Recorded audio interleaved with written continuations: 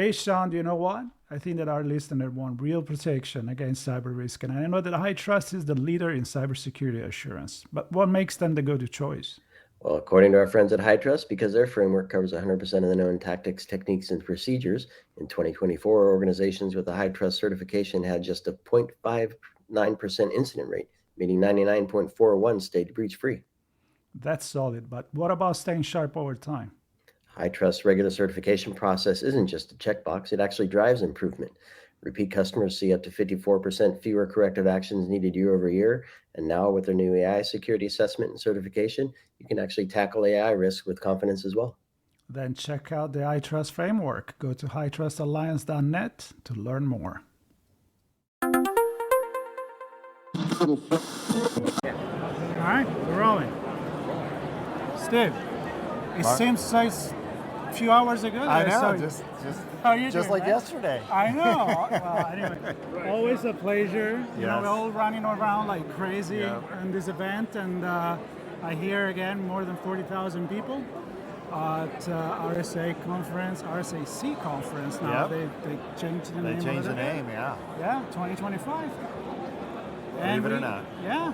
How is it? How has it It's been been so far? it's been great. We've had a lot of traffic. The attendance is seems to be back to, the numbers that we saw years ago, and so it's a lot. It's very exciting. I think it's a good indicator for the overall security industry. Plus all of the innovation, just walking around the floor, seeing all of the new products, new technologies, everything that's being built.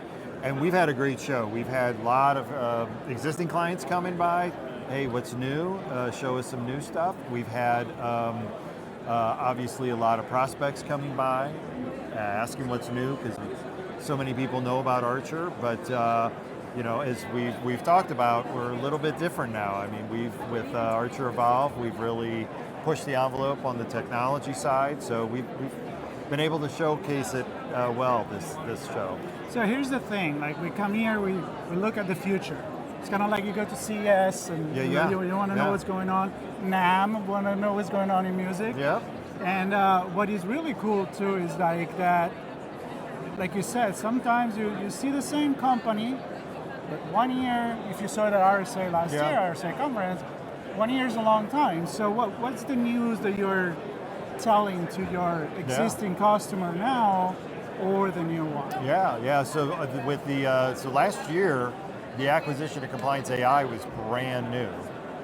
Over that course of a year, we've been able to really integrate their capabilities in to address regulatory change and adopt and expand their AI models and the things that they've been really innovating on in the context of a GRC program. So while they gave us a wonderful start in regulatory change, we bring that full program kind of end-to-end mentality to the compliance side, and so we've been able to showcase that. We've a lot of clients are coming up, and they struggle with regulatory change, and it's a lot to take in. It's a lot to take in. There's a lot of manual efforts. Just got out of a meeting. That was one of the big things that we talked about, is the fact that companies still operate in some silos. They need automation to free up those resources to break down some of those silos. And so what we've been doing on the regulatory side is very helpful for them. So I know that you guys do listen a lot to your customers, and they are your ears, your eyes, because they're the ones that are leading these issues, and you guys are there to support them. Right. If you put into the evolution of the new program, things that you have really heard requested by the customers. Yeah, so I mean, obviously the AI is on everybody's mind. Of course. But it's really an impactful use of the technology. It's not just throwing it in just so that you can label, hey, we have AI. It's doing something meaningful with it, like the regulatory change.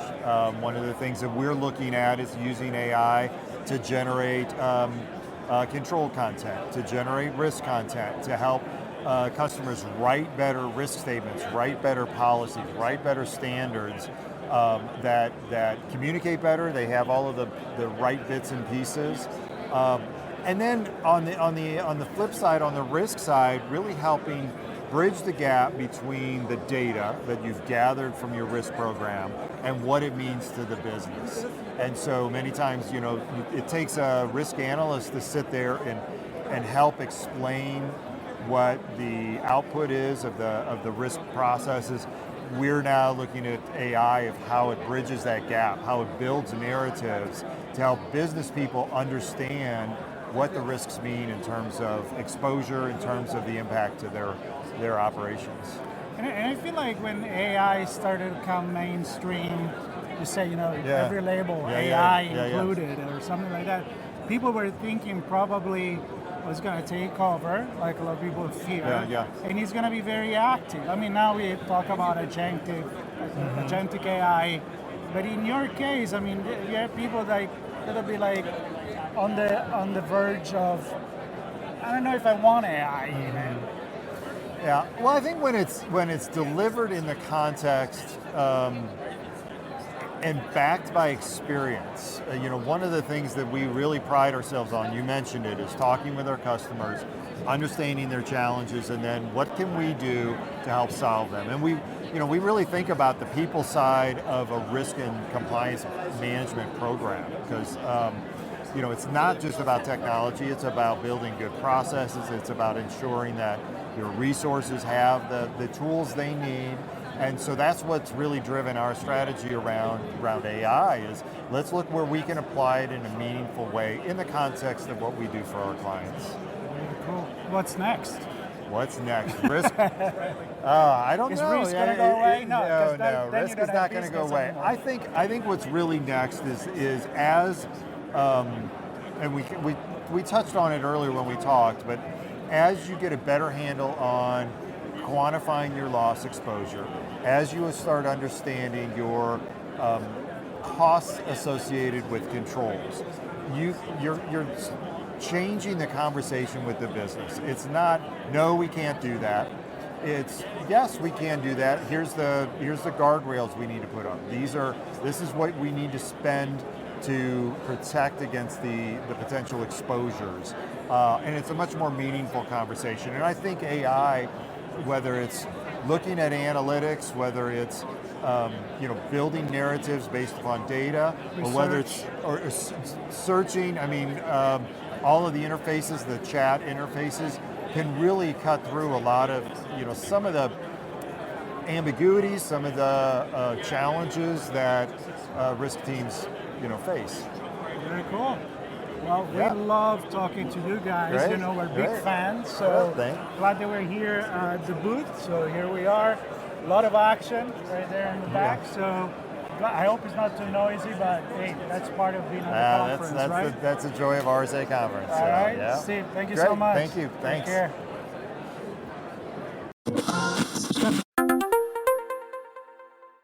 Hey, Sean, do you know what? I think that our listener want real protection against cyber risk, and I know that HITRUST is the leader in cybersecurity assurance. But what makes them the go-to choice? Well, according to our friends at HITRUST, because their framework covers 100% of the known tactics, techniques, and procedures, in 2024, organizations with a HITRUST certification had just a 0.59% incident rate, meaning 99.41 stayed breach-free. That's solid, but what about staying sharp over time? HITRUST regular certification process isn't just a checkbox, it actually drives improvement. Repeat customers see up to 54% fewer corrective actions needed year over year, and now with their new AI security assessment and certification, you can actually tackle AI risk with confidence as well. Then check out the HITRUST framework. Go to hitrustalliance.net to learn more.